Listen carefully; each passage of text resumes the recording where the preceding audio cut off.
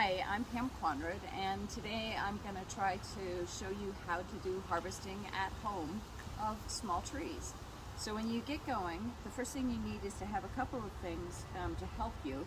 I have here just a regular little pitchfork, which I like because it's easy to get into the soil. I also have a small spade. You could use a large one, but I find the small one is enough to do it. And then I have some sort of pruning shear and a hori-hori, and each of these something like this would be useful. You don't have to have all of these. I also have a bin here of soil that's mixed in with some mulch, just so it's a nice medium, and that's something to put the trees in after you harvest them, and you want to have that ready to go before you start. So first of all, take just a look here. Here are some small trees. This is a small red oak. And this is, for instance, a small red, this is a Friedman maple. And we're gonna harvest a few trees, and I'll show you what to do. I'm also gonna point out another tree here. This is a rogue tree. This happens to be a Bartlett pear.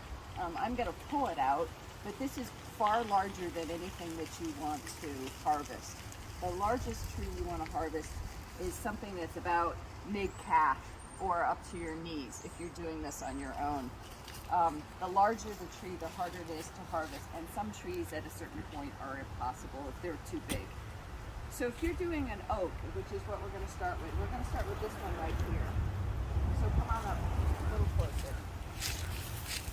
So we're going to start with this oak here. The first thing you want to do, especially with an oak, since a lot of people cut oaks off when they're small, is you reach down to the bottom of the oak and make sure that it hasn't been trimmed before. If you can get down to the bottom and you don't feel any sense that it has a second leader, then you've got a true small oak, and it's likely that you'll be able to get it out. If it happens to have been trimmed before, you're going to find that it's hard to get out because that taproot, even though the tree on the top may be small, that taproot is going to be quite large. So what I'm doing now is I'm just using the pitchfork to loosen the soil around the roots of the tree. And I'm not actually going to pull the tree up with a pitchfork. Generally speaking, I want to go back, and then I have my hands, my gloved hands, and I'm going to feel around a little bit. I'm going to pull some of the soil away. I'm going to try to get a sense of where and how the root of the tree goes. If you have nice soil, at this point, once you get pretty far down, and I'm about 4 inches down into the ground, I have my hand on the root itself, and I'm gently pulling, really gently pulling, and there's no resistance. And so this root, in all of its tap roots and all of its smaller roots, has come out. So this tree has a very good chance of survival in a transplant program like the one that I'm involved in. And now I'm just going to put it here into this nice medium and just let it sit there while we look at some more difficult ones. That was an easy one because it's sitting in this nice soft soil. We're going to go over here and look at this tree. This is an eastern red cedar, this little guy right here. And he's sitting next to this big oak tree, which means that there's likely some roots down there. So when you're looking at doing harvesting, you're going to want to assess how difficult the harvesting is going to be. If it's near a root, you may find that it's not possible because look, I can't get my spading fork very far in. I'm going to try again. I'm going to try a little closer, see if I can get a little bit more in. There, I'm getting a little bit more. And I can loosen it, but I'm never going to be able to loosen it like I was able to loosen the last one. So this is where, hold on just a second, this is where something like the hori-hori can come in really helpful, because you got to be a lot more close in on the tree as you're working it. So all I'm doing now is working the hori-hori down into the soil. I'm pushing it back and forth to loosen the soil, and then I'm going to try to do the same thing. I'm going to reach my hand down as far as I can, and I can feel the roots of the tree in among the roots of this, and now I'm getting a lot of resistance. So the question is, can I actually get enough of the root out And likely that is going to be enough of the root. And see, it's got the little filigree roots as well. And that's probably going to be enough for the tree to survive. You never want the tree to come out looking like a flower that you've just cut from the garden, where it's just cut off at the bottom.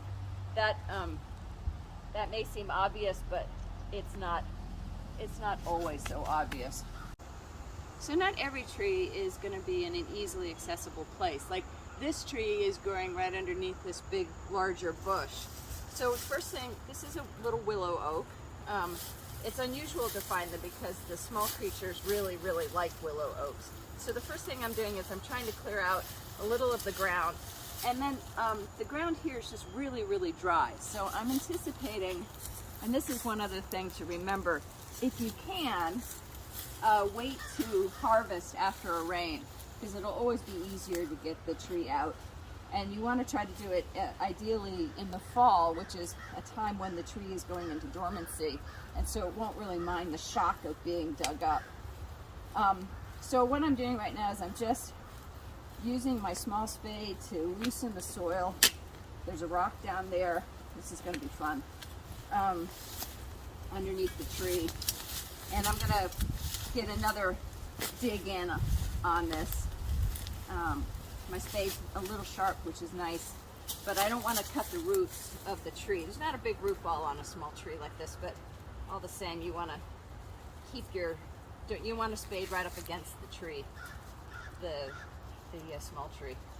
So all I'm doing right now is kind of feeling down to get a sense of what we have here. And I have my hand on the root right now, and if I pull a little bit, I'm still getting a fair amount of resistance. So I'm going to stop, and I'm going to see if I can get, using my hori-hori, see if I can get farther down and loosen the soil farther down the root span. This tree probably has a root that is going down or out 8 inches or so. But every tree will be a little different. Okay, so that's starting to loosen it. You can see it kind of, can you see that? That it's coming, each one is starting to get a little closer to getting the root. Now, we're gonna hope this works. I have my hand now, again, way down in the hole. I have my hand gently holding on to the root, and I'm pulling it, and I was able to get the whole taproot out, along with some of the filigree roots. So that one will survive. If it had pulled out right here, it would be like a cut flower and wouldn't survive. So when you're digging up the tree, remember to pick a nice fall day. Try to pick one that's after it's rained, because the soil will be easier. Know your site well. You may have to work in a very tight condition, or you may be able to loosen up the soil. But in all cases, you're loosening up the soil, getting your hand in there, and then gently until the point where you don't feel any resistance, pulling the tree out. And then when you're done, again, have something that the tree can go into while you're waiting to pot it. When you're bringing trees to a program, you can go ahead and put them in a plastic bag. You can group them all together. Just put a little bit of soil in there so that the roots are covered by soil before you drop them off. So again, my name is Pam Quanrud, and this has been a short video about how to harvest trees. Thank you very much.